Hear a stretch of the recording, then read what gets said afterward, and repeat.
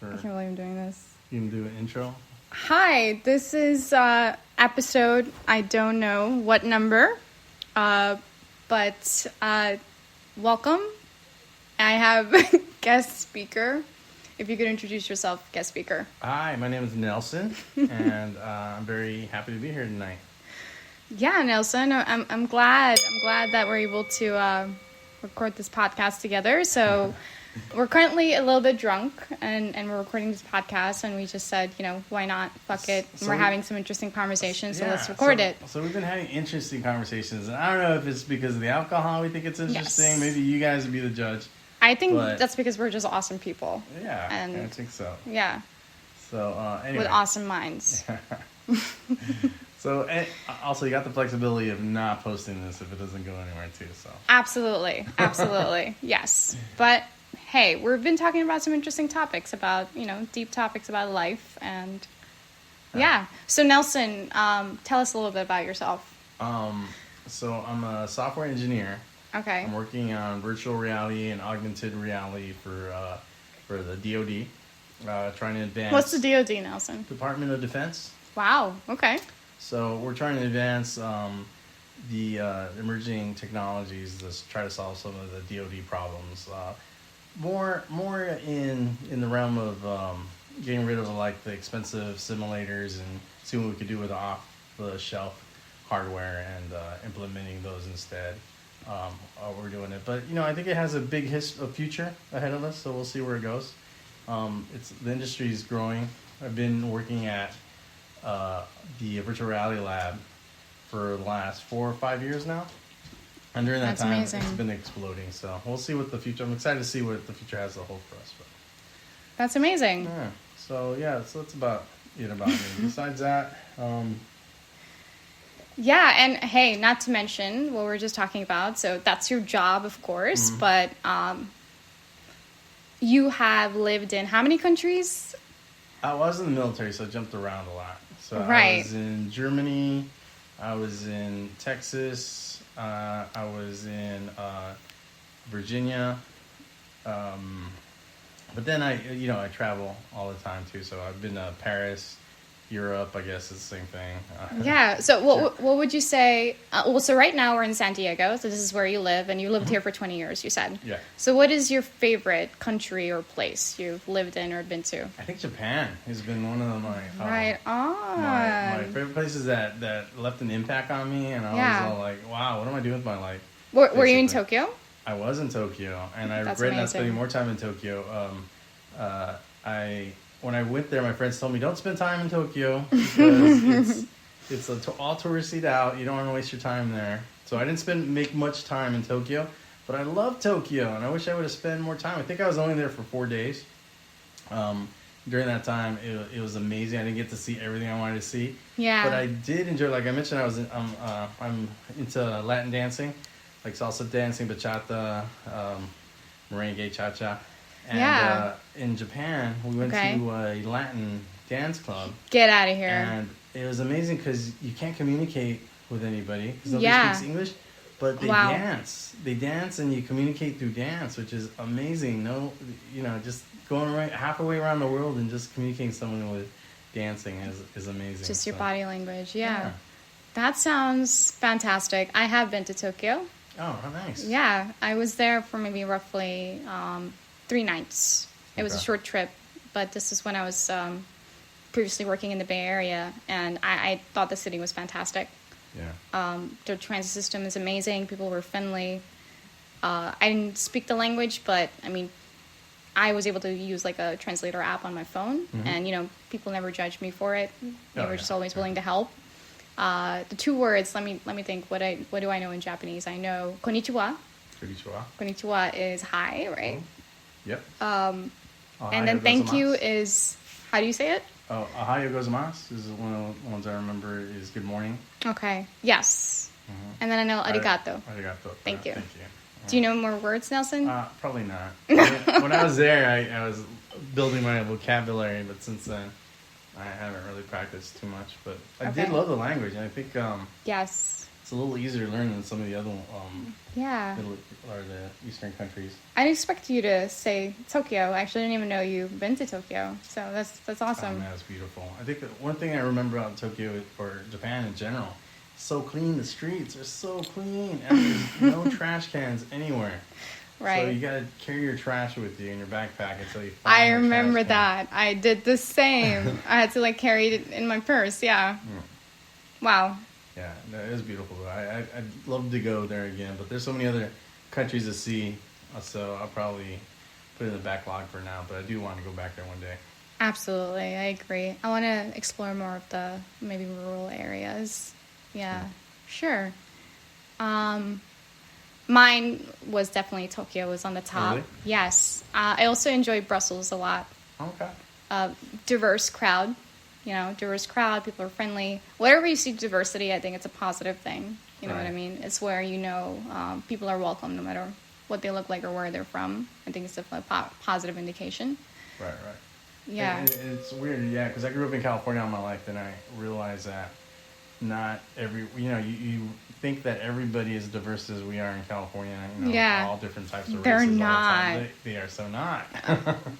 Yeah. And when I joined the military, that's what I realized. One of the main things I realized is that, the rest of this country isn't as diverse as California or It's New not. York and those places. Hey, in fact, California is unique in a sense where some areas are diverse and some are not.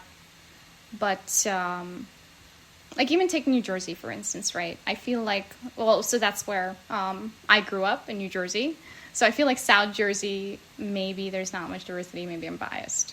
Maybe I'm narrow-minded there. But no, I agree with you. Yeah, we're lucky to be in these areas like San Diego, where you just kind of feel like at home. Yeah. Did you watch the Jersey Shore much when you were living out there? Unfortunately, yes. Unfortunately, yes. Yeah. Is it a lot like that? Or is it? It's not. It's not. I hate that you said that. It's funny. I think people outside of the U.S. watch that show and make that assumption about Jersey City. Like everyone in New Jersey is like that, and that is just a misconception. It's hilarious. It's hilarious, but no, not at all. I mean, do I seem like No, I don't know, what is it, gooey dad? I didn't watch the show that much, but I know what like it's gooey about. dough and gooey dad. Yeah, whatever. I mean, I'm definitely. I don't think I'm a gooey dad. I think I'm too much of a nerd for that. Yeah. Yeah, and so are you. I think. Oh, definitely. Yeah. Which For the weird sure. thing is that nerd is more of a. It's not a derogatory as much as it used to be anymore. It's gone mainstream. I think so. I think I see that as a compliment, to be Oh honest. yeah, me too. Yeah, I think it means great minds, Yeah, I agree. for sure. So anyway, so you're telling me that I don't know if you want to get too personal, but you're telling me that you sometimes get anxious about things. Yeah. Could you share a little bit of what makes you anxious, or what? This is also still in the personal realm, but I'm open to share. I've had anxiety for a long time in my life. I had to understand why that was. It could be so many different things. Oh no. Sorry about that. It's okay. It's not good for audio. These guys miss my conference calls. Yeah, all the time. so Nelson has 3 dogs. I don't mind mentioning them at all. They're all adorable. And they're great company. Yeah, we got Yoshi here. Helps with Izzy. the anxiety. Yeah, and Jack. Yeah. They're usually pretty quiet, but They're excited because they can feel our energy. See? And Yoshi's what? What is Shiba Yoshi's breed? Inu. Shiba Inu. And Yeah. he's so cute. Yeah. What a cutie pie. And yeah, not to mention. So yeah, I would say with anxiety, I may have to associate that to maybe being a highly sensitive person. We call them HSPs in the psychology world. So our nervous systems are a little bit just sensitive, I guess, compared to other people. And we feel things. When it feels good, it feels really good. But when it feels bad, it feels absolutely terrible. So I think we get more traumatized compared to other people very easily. For smaller things. Well, so, I mean, as you grow into being an adult, you know yourself more, so you're not as traumatized. You come from more of a place of understanding. But, when you first go off into the world and you face these things. Yeah, definitely. Yeah. So that kind of answers your question, right, Nelson? Yeah. The anxiety stuff, yeah. Is there anything that's giving you anxiety today or lately in your life? The sleep factor definitely doesn't help, I would say. Oh my gosh. You mentioned you're a night person usually, right? Yes, yeah. I'm currently in an erratic schedule, and I am a night owl, so early mornings are not my thing. I think you're a night owl as well. Yeah, and I've been So you able to feel get me? away with like 4 to 5 hours a night. I could get away with that for a long time. Some people are actually genetically inclined for that. Yeah? They have a specific gene in their body that allows them to thrive with just 5 or 4 hours of sleep compared to the average adult who needs 8 hours. Really? Okay. So maybe you're one of those mutants. Yeah, maybe. You're one of those X-Men. I'm doing okay for a long time. I do I know they say you can't catch up on sleep. Yeah. I never quite understood that, but that's what everybody says. But every once in a while, after doing that for a long time, like I sleep on the weekend, like till past noon or something. I feel so That sounds good. nice. So Yeah. good, Yeah. But, yeah. No, sleep is medicine. Your brain definitely needs it, Yeah, it's so interesting. As a species, we never evolved to get rid of sleep, and the whole world has to sleep. Even animals, even fish and dolphins. I mean, we can't get away from it. Yeah, and dreams are actually a good indication that your brain is actually processing from your subconscious. And there's a theory or an idea, or maybe it's true, that dreams may just be the multiverse. Like it may be just other lives you've lived, or who knows, phenomena happening in another universe where you're a different person. And I mean, life could be anything. Who are we to say? Science shouldn't be the thing that dictates on what is possible. Right. I think that there's just so much we don't understand, we don't know, because of our human condition. We're not able to really understand something beyond our senses, and which definitely exists in my experience. So, even the idea of God, I believed in God and I didn't believe in God, but I do think I'm a more, I try to think from a more universal mindset, and to keep the notion of God neutral in a sense where, hey, maybe there is such thing as a higher power, but I don't think it needs to be Jesus or it needs to be Moses. It's just some type of universal infinite energy that we're all connected to. Interesting. Yeah, and I think there's God in you, there's God in me, and I think that we could be Jesus if we wanted to. I think Jesus is just an example of someone that was just so connected to love that even to this day, after thousands of years, his love was so great that we still hear about it. Still telling his story. Yeah. And I think we definitely have the potential to be that kind of love. We do. But it's just hard because our egos get in the way, or, subconscious things, all the gunk we're hiding there gets in the way. Our insecurities, anxiety gets in the way, I think. Sorry, getting a little deep there. No, that's awesome. I think the wine's slowing me down too, but it's nice to ponder things like that. Yeah. What do you think? So you mentioned past lives and stuff. Do you think that we move on after this life, after we die? Do you think we reborn somewhere or something, or? So I think there's many possibilities, but the one that I have come across is to get to the level of Jesus, since he's, our popular guy over here with his amazing divine example. And then Hinduism too, Hinduism also preaches a lot of profound things. Like I've been attending these meetings of the Bhagavad Gita, which is the Hindu holy book. Love reading the concepts. I like anything that is universal and that's not condemning a certain group of people, because I don't think that's God at all.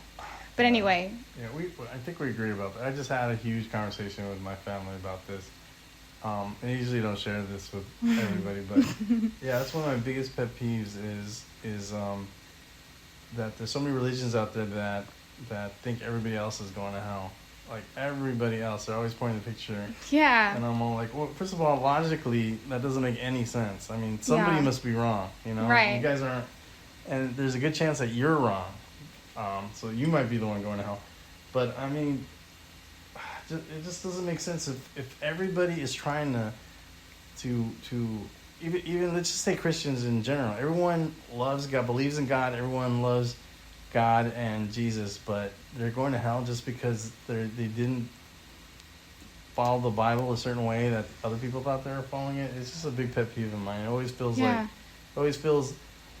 like makes me feel dark inside to hold some of that judgment and anger and it doesn't feel like it's God when I'm in that environment. I feel like it's not. There's something else in there that shouldn't feel that way. Yeah. And even though people tell me that, well, if you don't believe it, you're going to go to hell. I'm all like, well, you know what? When I meet my maker, I'm going to have to take it up with him and tell him, it didn't feel right, God. I had to use my judgment. Yeah. And it felt dirty inside. And it didn't feel like the right thing to be doing. So. Yeah. No, anyway, I agree. I don't want to get too deep about that, but we just had a huge conversation about this over the holidays. I agree with you, and I mean that sounds like an amazing conversation to have over the holidays. I try to keep my family, talking about this stuff, but it can get kind of sensitive. Yeah. So try to keep it light. But no, I agree with you. I think God is just love, and that is also showing love towards all the parts of yourself that are ugly. And people can come and argue about this, but I mean, we're all in a work in progress. I think at the end of the day, if someone truly tries, that is what is important. You're trying. Right. You're trying, you're recognizing, you recognize you'll never be 100%, but not to be sad about that, because maybe the possibilities are infinite. Why even have a limit? Maybe we can be greater and greater and greater. And I don't just believe that about myself. I believe that about everybody. But again, like I said, I think the state of mind is truly like the God state of mind. Yeah. It's really hard to stay in that place because your ego always gets in the way. And I know this. It's a constant battle. It's a constant battle we all go through. And I guess that's what I feel like. What I have learned in my search is that you keep repeating your life. Maybe it's possible, and maybe it's just a theory. Maybe it's not true. I'm not sure. Yeah, how are we going to prove that? I think that until we reach the level of Jesus, we keep coming back and having to learn. They're both looking at me like they're guilty. And like, what? Who knows? Maybe, there's all these interesting topics. Reincarnation. Maybe one day we'll be these dogs. I don't know. I honestly, I don't know. There's so many amazing ideas and theories. It feels kind of a sense of relief to know that, hey, these could be the possibilities. Yeah. Because it's better than just it being a void and being the unknown. Dark, nothing. Yeah. Yeah. So I think we can make it be whatever we want it to be. Maybe that's it. And the more popular idea is what gets spread in everyone's mind. But yeah, but nobody knows for sure. Yeah, nobody knows. And I mean, that's why, Nelson, I met you, because I understand that one day, like, I don't know what's going to happen. I just want to experience life in the best way that I can. And I'm not trying to hurt anyone in the process. I'm making sure that I do it in a way where I try to make it as meaningful as possible. But it's hard. Like, come on, we're stuck to our screens. Yeah.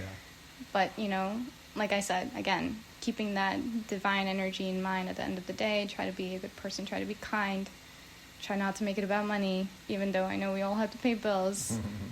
Some people out there, oh my God, they are in the God energy, and they're doing so good. I feel like I'm not there, and then that's okay. I try to go there, but I think you cannot force yourself to get to that point where you're not in the state of bliss and peace. If you're not there, it's not worth it. So I'd rather be my imperfect self and accept it and be in a place of acceptance and content than, it's okay. It's okay that I'm not at that level, because I don't think you can force yourself to get there. I think you have to naturally just get there where it just feels effortless. And again, as long as you're trying, right? Right. I think some of our harshest critics are ourselves. Anyway, sometimes we, beat each other up over where we're at or what we're doing and stuff. And if you look around, I mean, some people might look up to you. Some people might look up to me. Might look up to you. I mean, Yeah. in general. I mean, sometimes you don't think you're making a difference, but some people, you might. Yeah. I mean, I'm not doing it so people will look up to me. I guess I have gone through some intense experiences, and I just, want to share that. Could you share any of the experiences with us? No, just share ideas, share Yoshi. He's a character. Oh, he's so cute. Yeah, like what we're doing here, sharing. I think what I have come across for myself is when I hear someone's story, I think that it has an impact on me, learning what they went through. Some of it I can relate to, some of it I can learn from. So if anyone's, trying to listen in and maybe wondering about the same questions that I am, and they learn about what answers I have, it may help them. Because I know it helps me when I come across that. So, and I think it's okay. It's okay to want to express yourself. I feel like it's not a narcissistic thing to want to do that. And, hey, I work hard. And who knows? I do have this other theory that there is this perhaps grand design that we don't understand that exists. There's this grand design. And maybe this is just part of my design. I'm supposed to do this. And maybe I'm just supposed to live my life, express myself in the best way possible. Yeah. And usually we end up sharing that expression with our family and friends. But when you put it on this technology that we have available, you get to share it with strangers and so many other it's there people. Forever. It's in the cloud forever. Until the server farm gets destroyed. Well, sometimes you have conversations and you forget about them the next day because of alcohol. I don't think I'm going to forget about this. I think I'm going to think about this and be like, what the... I can't believe I opened up to this point. But... No, I appreciate it, though. It's very, very interesting. Very nice. Appreciate it. So you never told me what your most... scariest horror movie or favorite horror movie was? Or the scariest horror movie? Do we need to record this in the podcast? Sure. The scariest horror movie. We just went from this deep topic to... I know. Sorry, I think I was getting... felt a little vulnerable. Maybe I changed the subject. We could go back. Was that a little too scary? Sorry, yeah, I got really fine. deep there. No, it's fine. It's fine. Just trying to lighten up the mood a little bit, I think. Did you stalk me on social media and you were like, I wonder No, but I'm what going stuff... to now. I'm going now that you know you're a podcaster and everything. Is that your real name on? What? Is that your real name on the? It is, right? On the podcast, Nilu. That's my real nickname. Yeah. Is it not your real name though? It's not my real name. Right. Yeah, it's not. Yeah, I'll stalk you. I'll go. No, don't. I'll see what's out there. You don't really know my last name, so you're not gonna find me. What else is out there? Podcast? Anything else? Art? Any art? Anything creative? Writing. Oh, yeah. Nice. Like novels, short stories. Blogs. Blogs. That makes absolute no sense, apparently. Oh, well, who told you that? What? Who told you it didn't make any sense? I assume it doesn't make sense. So, but I try to keep sharing it because I'm wondering if maybe it may make sense to somebody out there. I think And, it's a good exercise to go and just get everything out of your mind that you have in your mind and see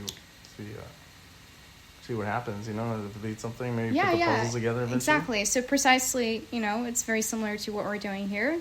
This is just conversation, communication from who we are. So I see the blog as being in a flow state. And I consider myself a poetic person because I have been through pain. I know what pain is like. And I think pain can be transmuted, alchemized into beautiful things as well. So that's what I try to do. So I try to use my pain, alchemize it. You can't do that with, software is art too. Coding is art, but it's different. I think it's inevitable that technology will evolve, and maybe it is possible that robots will become sentient, but I think it's important who we turn out to be as human beings, because robots are going to carry human data. That's how they're going to evolve. I think it's part of nature. This is just part of nature. It's what's evolving into. But if we can, I think we are very powerful where we shape what the next thing of nature is going to be. If we're good, decent human beings, we have empathy, we focus on that, then I think the next sentient beings, whatever, nature's evolving into, they will also be with empathy. And they will also be open-minded. They will also be kind. So I think we have important work we're doing here. All our data that is collected in this technology is essentially a mirror of who we are. And those robots will... It's important. It's really important for us to do this internal work. Because... And it's not just about... It's not about math. It's not about just the logic all the time. I think there is the soul thing. And the soul is just universal. It's effortless. It's like in its pure form. Logic is the servant. Like I told my friend Nasser, my high school friend, and he's one of the people that has come out and literally said that he looks up to me, and I'm just like, dude, what are you talking about? I'm still a 13-year-old girl. Like, how can you look up to me? I just don't see that. But yeah, one of the advice he asked, and I told him, listen, and this is something I learned from somebody. I learned from the community that I was part of. That is how powerful the heart is, and the logic is as a servant. The logic is a servant. The heart is the true master. Is that community? They have a wide range of very diverse. The community. Because absolutely. Guys, girls. I guess is my biggest question. There's a lot of guys and girls in there. Yeah.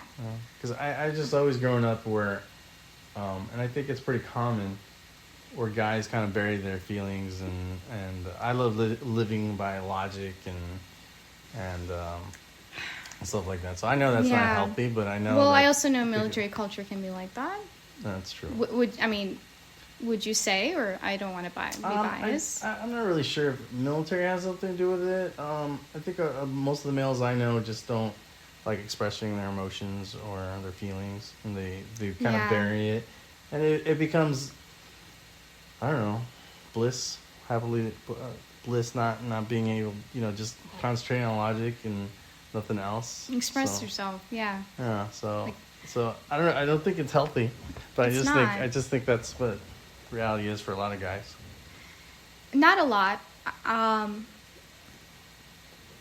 Yeah, I think it's maybe this is an extreme term to use, like toxic masculinity.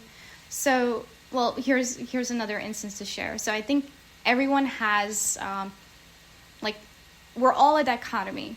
We have both the feminine and masculine. We have both those kind of energies. Or frameworks. So the feminine is the caring, it's the healing, it's the emotion, and they both are very balanced. We need both energies. You have feminine in you and masculine in you. I have feminine in me and masculine in me. Sometimes some of us can be more dominant in that energy. Like some guys are more just sensitive and they're dominant in their feminine energy. And then some girls are more dominant in their masculine energy, and I think I've come off that way. Yeah? Do you feel like that's what it truly is, or is it just a perception? I think it's a perception. Well, from my own experiences and how I know myself is, unfortunately, it is a man's world. And in my life, to be able to do the things I needed to do, and to be able to thrive in the environments I needed to thrive, I had to channel my masculine energy. Like, if I go out there as a tender, sensitive female, I know I'm going to get eaten up. And to survive and to adapt and to really, truly push myself, I feel like I had to channel more of my masculine energy. To be able to survive, to be able to be strong. Like, I guess I've tried to be independent, but the world prefers the masculine energy, and that's the whole patriarchal, like negative thing about patriarchy, right? It's like a very male-dominated, male-preferred world. And I think that's why I've connected more with my masculine energy. It's just to be able to survive and navigate through. Like a suit of armor. Yeah. So, but, even in my culture, maybe it's my misconception, but I even see, like, my family and my parents. They always, this is in every family, but I always felt, like, unsafe being in my feminine. Like, I just felt like something bad was going to happen to me. Like, I always had to be strong. So, I always had to have that strong image. And, yeah, I guess it's just out of fear, basically. And so far, whatever we have on our textbooks and our academics, I think it doesn't even cover the surface. I think there's just so much going on, because I think reality in the world is just so complex. There's things we try to make sense of and try to understand, try to give meaning to, but there are so many things beyond us we don't understand. Anything is possible at that point. But yes, you're really asking me all these crazy questions. Was your family really strict with you growing up? Were they very conservative? Yeah, they were. Yeah, absolutely. Not as conservative as compared to other families, I would say, but I think with me, I've always been a certain rebel. I couldn't help myself. So I would say, in a way, I think I've also influenced my immediate family, like my parents. I think I've influenced them in my own way by pushing back on some of the things they try to push back on me. And I think I've actually made them a bit more open-minded. More thinking outside the box a little bit. Because I'm putting myself out there. I'm being exposed to so many different things. And I bring that home. And I try to share that with my family. And I try to make them think. Yeah, I noticed that too with the family. Maybe it's a cultural, or not a cultural thing, but a generation thing. But there's a lot of things that's been accepted for years, for generations, and then you ask about it. Why are we doing that? And they don't have an answer. They're just like, well, we always done it that way. Exactly. But in a way, I can't even blame them for that, because when I understand how our brains operate, and I'm like, this is just a state of mind.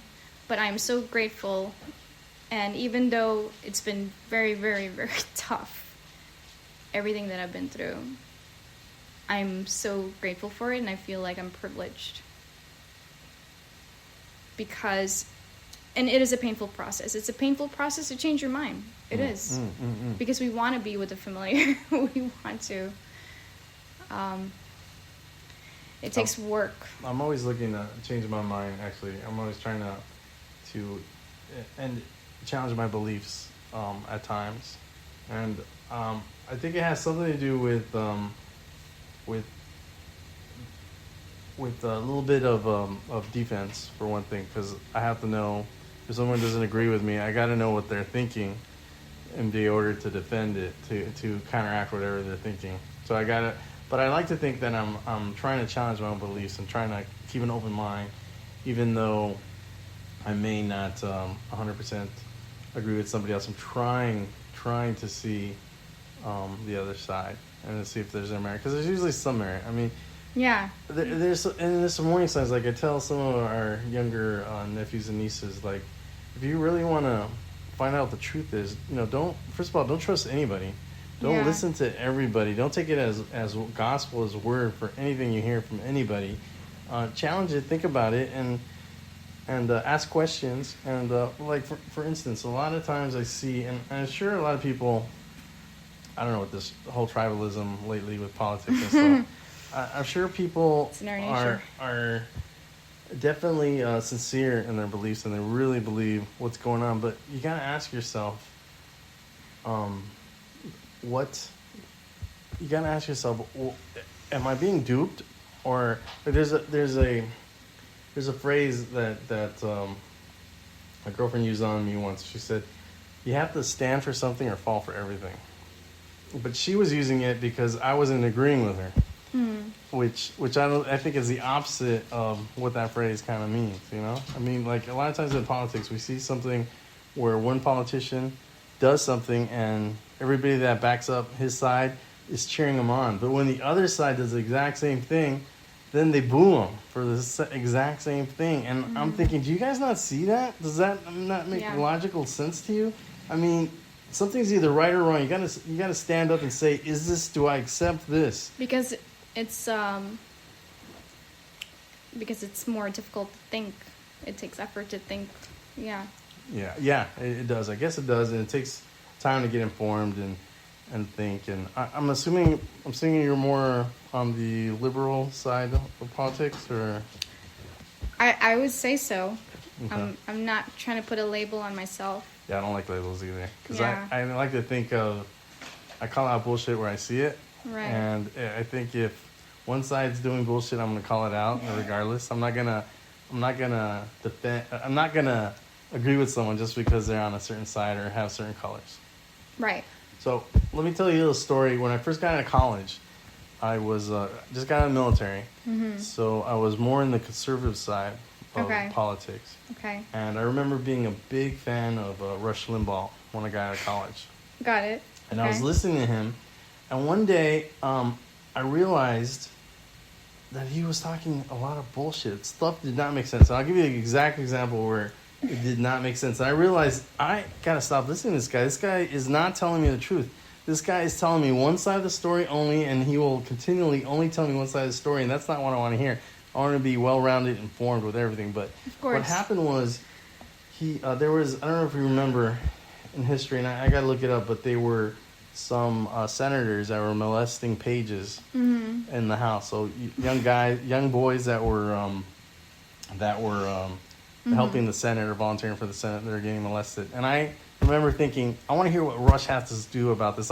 He is a man of principle. He's going to lay these guys on their butt, and I want him to share that with us. And when I got on the radio, he didn't blame them at all, and he blamed the other side completely. Right. Well, and the other side didn't have anything to do with this. So who's this person you're talking about, Nelson? Because some of our audience may be hopefully international.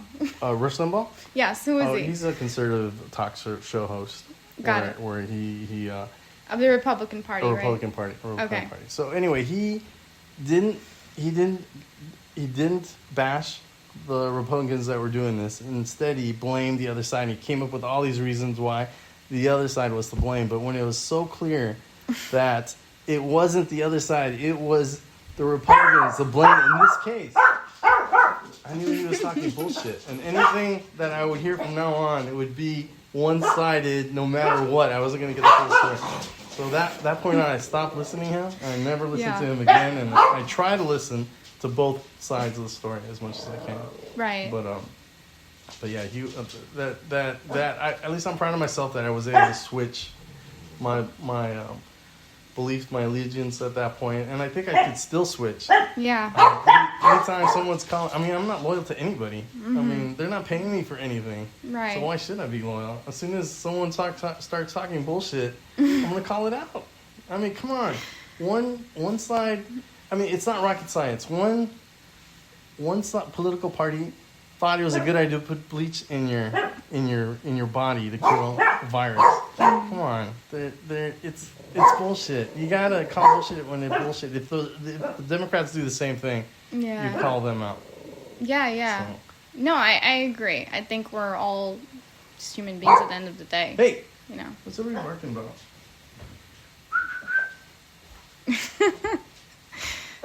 So, this podcast is a conversation between myself, Nelson, and Izzy? Our guest appearances, the adorable doggies.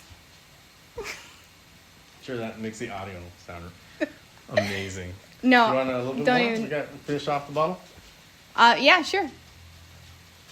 And with that said, I think we're gonna end the podcast here. So thanks again for tuning into another episode of Conversations with Nilu. So you want to say bye? Hey, it was a pleasure. Bye, everybody. Hope we talk again soon.